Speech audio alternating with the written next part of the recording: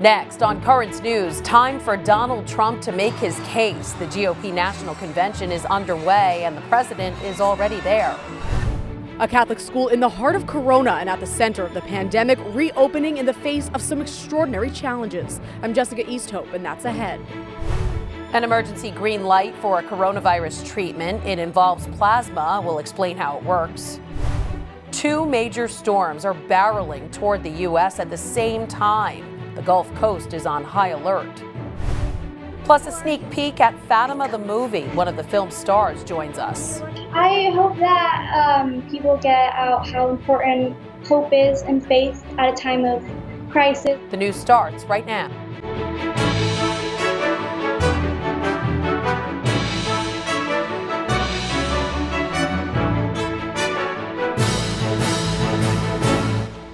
Good evening, I'm Christine Persichetti. President Trump is already the Republican nominee. The GOP National Convention getting underway in Charlotte, North Carolina this morning with the delegate roll call. And in a break from tradition, Trump is also on the scene talking about his re-election.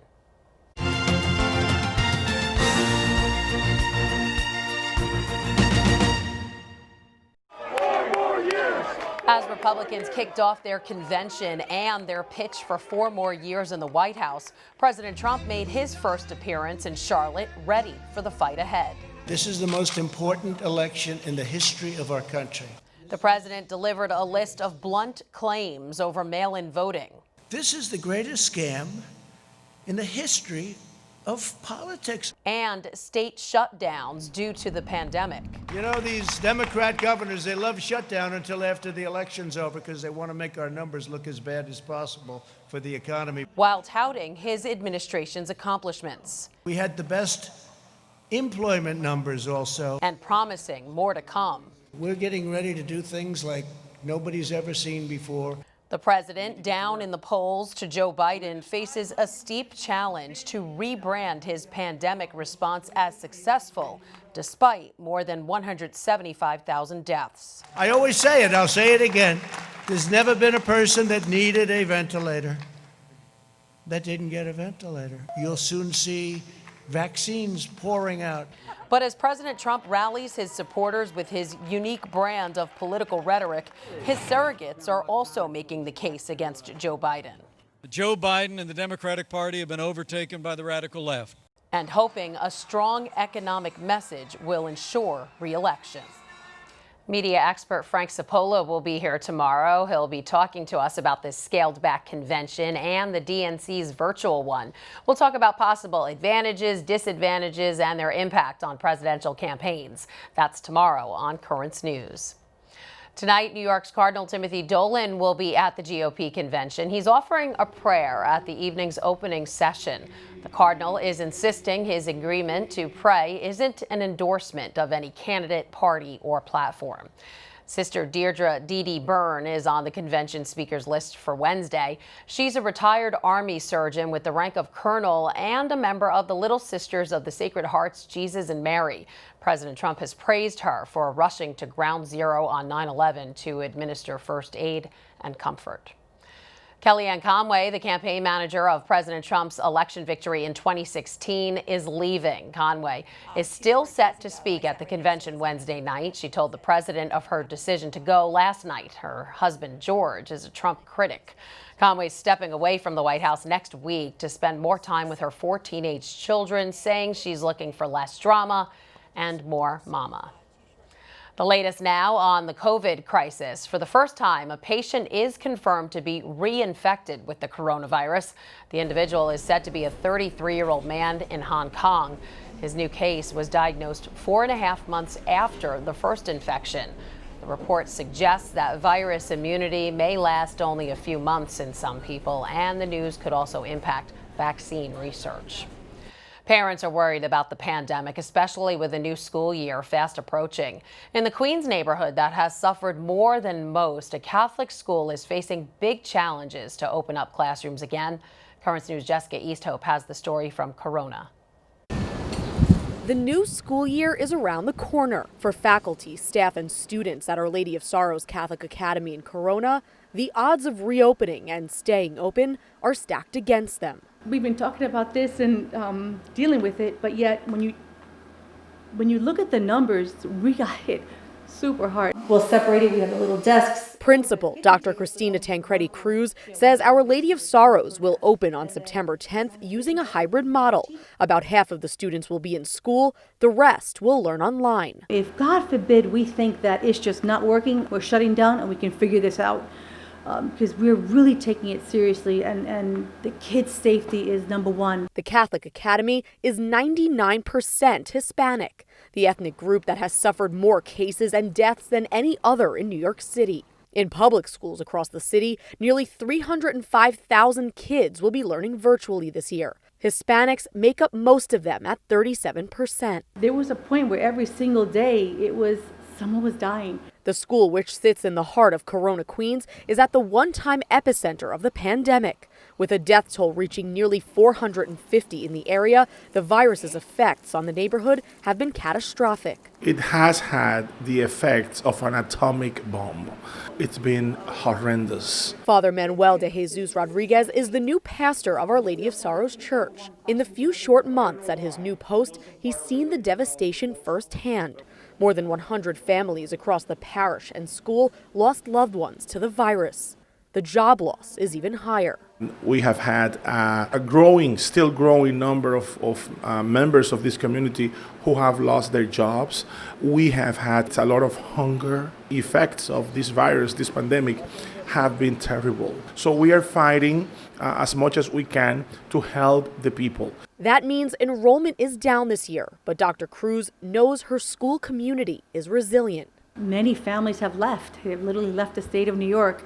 So we were hit hard. We're going to make it. You'll see. Mark my words, we're going to make it. In Corona, Jessica Easthope, Currents News. The Big Apple's public schools are going to be able to hold some classes outdoors. That's the idea coming from Mayor Bill de Blasio this morning. We know outdoors is one of the things that we know works, being outdoors. It's great to be outdoors in general, but we also know that the disease doesn't spread the same outdoors. We've seen that over and over. Principals can set up classrooms in schoolyards, nearby parks, or adjacent streets. De Blasio is saying the outdoor option is available to all, including religious and charter schools. Principals who want to teach outdoors have to apply for permission by Friday. The city is prioritizing neighborhoods most impacted by the COVID crisis. Protesters in Wisconsin are demanding answers after a black man was shot several times in the back by a police officer. The unrest continued throughout the night in Kenosha.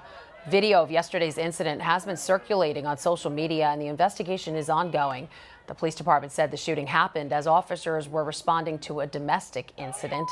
29-year-old Jacob Blake is in serious condition. The officers involved have been placed on administrative leave. The Archbishop of Milwaukee said he is personally praying for peace in the city. Meanwhile, the protests in Portland that started after the police-involved killing of George Floyd are still going on. A riot was declared on the 87th consecutive night of protests in the city. This after dumpsters were set on fire and dragged into the streets. More than 20 people were arrested. A weather nightmare is brewing for U.S. states along the Gulf Coast. Two powerful storms are barreling toward land at the same time. That hasn't happened in more than 50 years. Camila Bernal is in New Orleans, where residents are getting ready for a potential disaster. Have your plan ready. The Gulf Coast was bracing for the 1-2 punch of back-to-back hurricanes, but the forecast now shows it will be spared the worst, at least initially. Still a little worried. I was trimmed some tree limbs away from the roof, cleaned my gutters out. Marco downgraded to a tropical storm overnight and continues to lose steam as it heads to the U.S. The impacts to Louisiana from Marco will not be as significant as was originally forecasted, and that is a good thing. But the coast isn't all clear. If I've got a message for people, is not to assume that Laura is going to do us a similar favor. Laura is 2 days behind Marco and looks to be picking up power heading into the Gulf waters. Currently a tropical storm, several models show Laura could reach Category 3 strength as it approaches Louisiana. With it could come wind, heavy rain, and life-threatening storm surge of up to 10 feet. Because of the coronavirus pandemic, authorities are asking residents to use shelters as a last resort. And we are not encouraging people to quickly go to shelters. If you can stay with a friend, if you can stay with a family member, should you need to get out of low-lying areas because of water or other reasons, then that's what we recommend. In New Orleans, I'm Camila Bernal reporting. Massive and deadly wildfires are raging in California, and Catholic dioceses are scrambling to help. The fires are scorching Northern California, with more than 650 ignited in the last week. At least 4 people have been killed. Catholic dioceses in that part of the state are ramping up to help people who've lost everything. With at least 60,000 residents forced to evacuate their homes, churches are offering shelter, food, and other supplies. At least 14 people were killed in the Philippines after 2 explosions ripped through crowded areas, the latest violence coming after last year's attack on a Catholic cathedral. Today's first blast happened in a town plaza as soldiers were helping with COVID humanitarian efforts. Soon after, a suicide bomber set off a second explosion near the Cathedral of Our Lady of Mount Carmel, the same cathedral targeted by a suicide bomber last year. 23 people were killed then. No one has taken responsibility for the new explosions. There's a lot more news headed your way. Some good news in the fight against coronavirus, how some patients are being treated.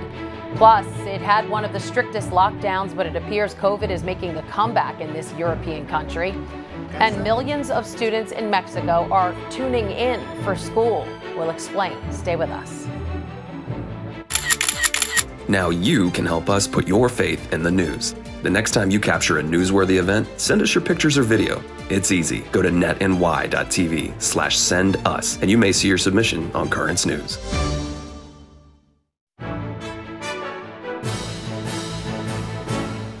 Emergency approval is opening the way for more use of blood plasma to treat coronavirus patients. The FDA giving the green light to expand the therapy. Doctors can use the antibody-rich plasma to help hospitalized patients.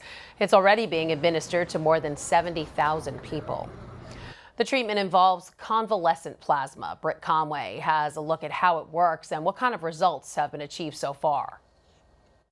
Today, I'm pleased to make a truly historic announcement. The FDA just issued emergency use authorization for a new treatment for COVID-19. For a treatment known as convalescent plasma. So what is it? Well, convalescent means anyone recovering from a disease. FDA Commissioner Stephen Hahn explains plasma. So plasma is the liquid portion of the blood. That liquid portion contains the natural immunity that someone develops in response to an infection, in this case, COVID-19. Here's how the treatment works. A needle will draw the donor's blood. It'll be pumped into a machine like this, which separates plasma from the blood. The plasma is that yellow liquid.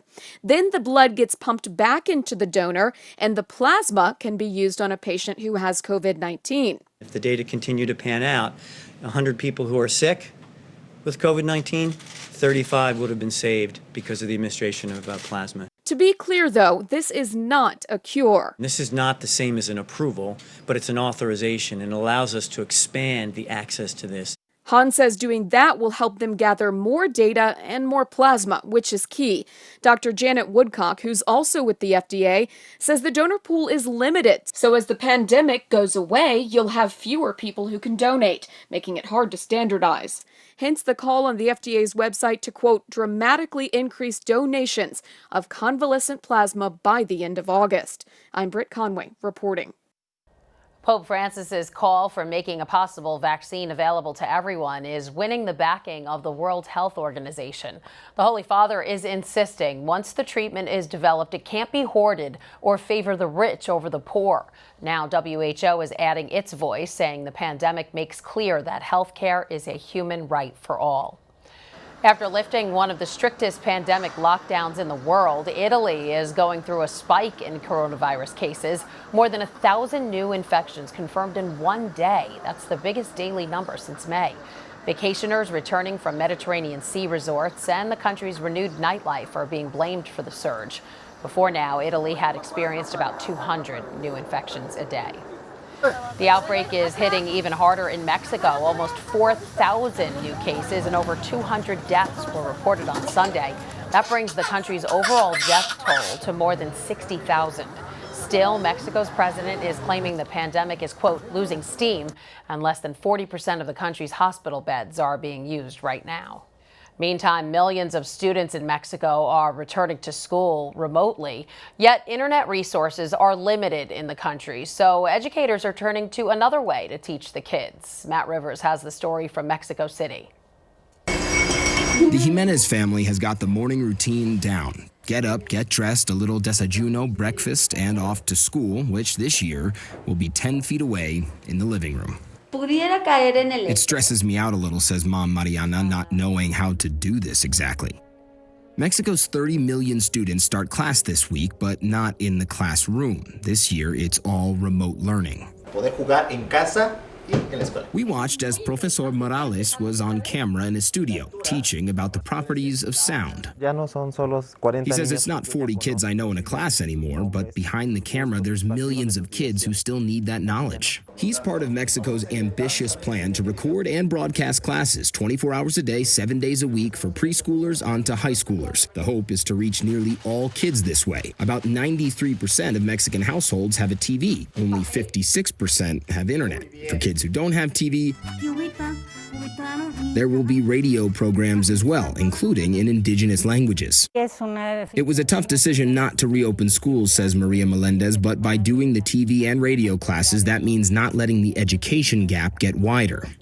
The education gap. In a country with vast economic inequality, closed schools like this one can make a big difference. If you're well off, your internet connection gives you access to online classes. If you're not well off, you're getting classes the same way you watch cartoons. In other words, the rich get smarter and the poor might not. Their only learning this year will be what they get from a TV, says ERANDI JACOBO Martinez, a public school teacher. And if they have any questions, our ability to help will be really limited. Simply put, the Ministry of Education doesn't have enough students with internet, but it does have a lot of teachers who use words like mission or calling when they talk about their work. It's so important to be here, he says. I'm representing other teachers, and it's our job to make sure every kid gets educated. The Jiménez family has internet, but their public school isn't offering online classes, so they'll be watching them on TV instead. That hasn't stopped single mom Mariana, who also works at home, from coming up with daily schedules for her kids. It has to work, she says. We need to give it our all. Matt Rivers, Mexico City. Still to come on Currents News, a movie about the power of faith and the little girl in Fatima who wouldn't back down from her beliefs. The actress who plays her is here. Also ahead, faith in humanity, how a Good Samaritan helped people who were lined up to apply for emergency funding. Do you have a story idea or want to share a tip? Email us at newstips@desalesmedia.org or call our 24-hour number, 718-517-3122. We'll be right back. Who are you? I come from heaven. A heavenly vision of the Mother Mary is taking center stage in a new film coming soon. It is a powerful and uplifting drama that tells the story of the 3 young children who received apparitions of the Blessed Virgin Mary in Fatima, Portugal. Fatima, the movie, premieres this Friday, and joining us now is Stephanie Gill, the actress who portrays young Lucia. And Stephanie, first tell us, how did you prepare for the role of young Lucia of Fatima? So first, I obviously read the story before I came into the callback, and when they chose me, I went straight to Marco, the director, and I asked him about, how he wanted to make Lucia behave around her family and how she would walk and all that. And after he explained to me from what point of view he was going to make it, so first from older Lucia and then flashbacks to the story, and I thought it was really cool, so from then we went on. Yeah, growing up in the 1900s is quite different than growing up today. So what did you learn about that? Well, I obviously learned how they lived back then and all the animals and nature. It was all like technology free, and it was really, filming in such a beautiful environment. And also about how, different the time period was, obviously, and how she would dress and everything. It was really cool to film in that time period. Yeah, this movie is all about the power of faith. No one believes Lucia's story. It's really something that anyone of any religion can relate to. How did you relate to your character? Well, mostly, obviously, I'm 4 years older than Lucia. I filmed it 2 years ago. And I just can relate to how tough it was for her, because she's obviously 10 years old. Imagine going through all of that. And I just feel like she was so strong and brave through all of that. She's admirable, honestly. Yeah, what is something about her character? What did you admire about her? I feel her braveness and how she put her faith above everything else. That's what kept her going, her faith in herself and the Virgin. Hoping that everything will come together soon. And I just feel like that was so special about her. Now, in the film, your character is a child growing up in Fatima, Portugal during the Spanish flu. Have you seen any similarities in the world after filming the movie and then experiencing the COVID-19 pandemic? Yes, obviously, I think the Spanish flu was a bit later than the story. It was the apparitions, it wasn't there yet. But I feel like it's obviously because of new technologies, we're dealing with it a lot better. It was really sad how Francisco and Jacinta died a year later because of the Spanish flu. And I feel like we're doing a bit better, and I hope that we will be doing good soon. But yeah, it's kind of sad. We hope so. And why should people see the movie? What do you think moviegoers will get out of it? I hope that people get out how important hope is and faith at a time of crisis, mostly war, in the film, and violence, and how a miracle can change everything and the way you believe in yourself and not let anyone bring you down. Like Lucia, she just kept going for what she wanted without, listening to anyone. She was just herself. So just trust yourself, mostly. All right, one last thing. What did you learn while making the movie? Obviously, I learned everything about how it was back then, filming scene after scene after scene. And I learned lots of tips and tricks from the actors, the cast, and the crew. They were so amazing. And obviously about, the filming such a big movie. I have never filmed a movie where I was #1, in cast, and going to set every day with, the same people. I just got to learn so much more about filming, entirely. It just opened my eyes so much. All right, Stephanie Gill from the movie Fatima. Thanks for that sneak peek. Thank you for having me. You can watch the premiere by going to fatimathemovie.com this Friday. And finally tonight, hundreds of people lining up in Portland, Oregon for emergency financial relief got a big surprise. A complete stranger driving a Jaguar started handing out $100 bills after he learned why the people were there. One of the recipients, Catherine Davidson, had a message for the mysterious benefactor. All of us in line, we wanted to say thank you so much, whoever you are, you're a saint. I mean, there were black people, white people, men, women, there's Catholics, and Jewish star necklace handed out to all of us, didn't matter who we were. Women in burqas and every manner, all walk of life are here, and he helped all of us. Davidson, who said she used to work with an armored truck service, believes the stack of bills may have amounted to $10,000. Wow. And that is Currents News. I'm Christine Persichetti. Thank you for joining us because we are putting your faith in the news. Hope to see you again next time.